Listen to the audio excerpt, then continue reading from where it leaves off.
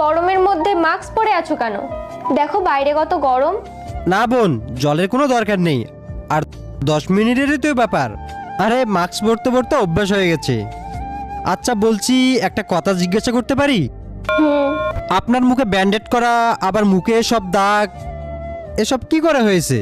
এই দুইটা ছবির ভেতর থেকে যে কোনো একটা ছবিকে ভালোবেসে থাকলে ভিডিওটিতে লাইক করে চ্যানেলটিকে সাবস্ক্রাইব করে দাও। আর যদি না করো তাহলে আমি বুঝবো তোমরা ছবি দুটাকে ভালোই বাসো না। আর কমেন্টে লিখে যাও আমিন। দাদা, নিজেরই কিছু ভুল ছিল, এই জন্য আজ পর্যন্ত এখনো পস্তাচ্ছি। মানে এটাই, আমি না প্রেম করে বিয়ে করেছিলাম, বাড়ির কথা অমান্য করে। আর তারপর?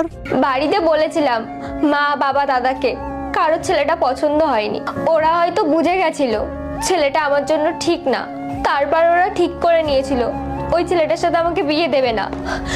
তারপরে আমি ছেলেটার সাথে বিয়ে করে এখানে পালিয়ে এসেছি।